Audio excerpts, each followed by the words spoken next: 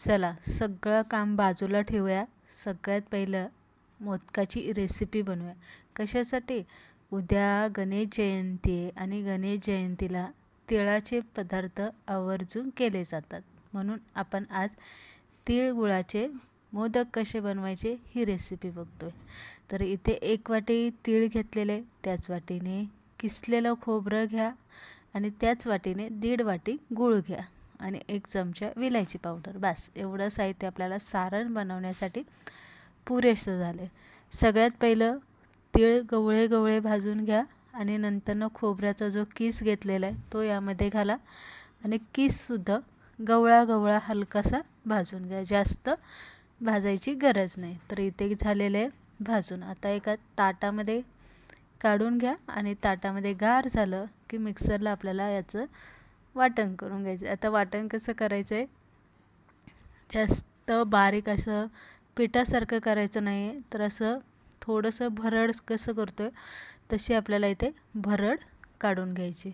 हे झालं आपण थोडंसं प्लस मोडवरती याची भरड काढून घेतलेली आहे तिळाची. त्यानंतरनं यामध्ये घालायचं आहे आपल्याला गूळ घालायचा आहे. आता गूळ आपल्याला यामध्ये 1.5 वाटी बरोबर आणि तेवढासा पुरेसा झालेला आहे. फिरून घ्यायचं आहे म्हणजे गूळसुद्धा बारीक होतो. आता गूळ यामध्ये किसून घाला, टेचून अजिबात घालू नका. किसून घातल्यामुळे काय होतं, व्यवस्थित तो बारीक होतो आणि सारणामध्ये व्यवस्थित तो मिसळला जातो. सगळ्यात शेवटी विलायची पावडर यामध्ये घालायची. तुम्हाला थोडंसं चिमूटभर मीठ घालायचं असेल तर तुम्ही घालू शकता, पण मी इथे घातलेले नाही. विलायची पावडर घातली की सारण व्यवस्थित मिक्स करून घ्यायचं. सारण बनवून तयार झालेले. आता पीठ मळूया. 2 वाट्या इथे मी मैदा घेतलेला आहे, 1 वाटी बारीक रवा घेतलेला आहे आणि त्याच वाटीने अर्धी वाटी बेसन पीठ घेतलेले आहे. ज्यामुळे काय होतं, खुसखुशीत होतं ते. आणि चिमूटभर आपल्याला यामध्ये मीठ लागणार आहे आणि तूप लागणार आहे आपल्याला. 4 चमचे एवढं तूप आपण यामध्ये घेतलेले. हे सगळं इथे चाळणीने चाळून घ्यायचं आहे. नंतर ना यामध्ये आता आपल्याला मिक्स करायचं सगळी पिठं आणि तूप घालून घ्यायचं. तूप मी इथे हलकंसं गरम करून घेतलेलं आहे. जास्त कडकडीत नाही आहे किंवा पूर्ण गारसुद्धा नाही आहे, तर हलकंसं असं कोमट केलेलं आहे ते यामध्ये घालायचं.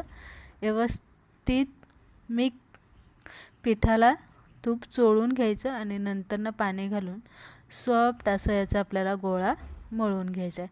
जास्त घट्टही मळू नका आणि जास्त पातळही मळू नका. तर सॉफ्ट असा आपल्याला इथे पिठाचा गोळा मळून घ्यायचा. पिठाचा गोळा मळून झाला की जवळजवळ अर्धा तास तरी आपल्याला हे पीठ भिजायला ठेवायचं आहे. रवा आपण यामध्ये घातलेला आहे त्यामुळे आणि बेसन पीठ घातलेलं आहे. अर्धा तासभर आपल्याला हे पीठ भिजायचं आहे. जेवढं चांगलं पीठ भिजेल तेवढे तुमचे मोदक छान येतील. आता अर्ध्या तासानंतरनं आपण मोदक बनवायला घेणार आहे. परत एकदा तेलाचा हात घ्यायचा आणि पीठ इथे हाताने मळवून घ्यायचं आणि एक पातळ मोठी चपाती लाटून घ्यायची. आता छोट्या छोट्या पुऱ्या तुम्ही करून सुद्धा मोदक बनवू शकता, पण चपाती अशी एकदम मोठी लाटून घेतली की पटकन उरकतं. कमी वेळेमध्ये आपले मोदक बनवून होतात. म्हणून इथे आपल्याला चपाती मी इथे मोठी आणि पातळ अशी चपाती, नेहमीची चपाती करतोय त्यापेक्षाही पातळ लाटून घ्यायची. एक मिडियम साईजची वाटी मी इथे घेतलेली आहे. वाटीने आपल्याला छोट्या छोट्या पाऱ्या कट करून घ्यायच्या या पद्धतीने आणि नंतरनं यामध्ये आपल्याला जितकं सारण बसेल किंवा तुम्हाला जितकं भरून घ्यायचं आहे तेवढं भरून घ्यायचं आणि अशा कळ्या पाडून घ्यायच्या.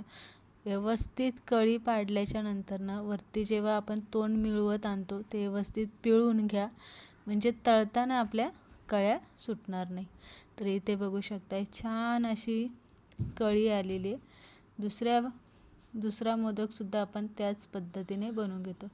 शक्यतो ना तळणीचे मोदक बनवायला सोपे असतात.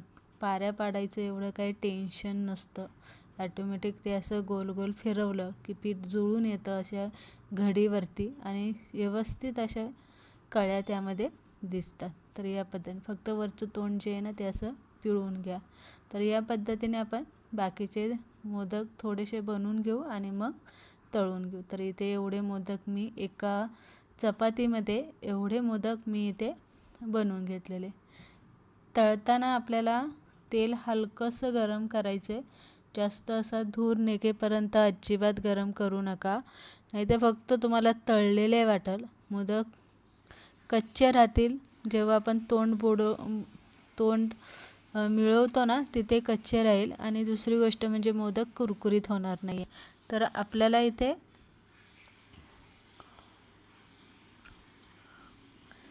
मीडियम गॅसवरती आपल्याला हे तळून घ्यायचे. हलकासा सोनेरी कलर आला, गॅस मोठा करा आणि 1 मिनिटभर चांगलं गरम तेलात तळून द्या आणि मग काढून घ्या. छान मोदक आपले बाप्पासाठी बनवून तयार झालेले आहे. उद्याच्या तुमच्या माघी गणेश जयंतीला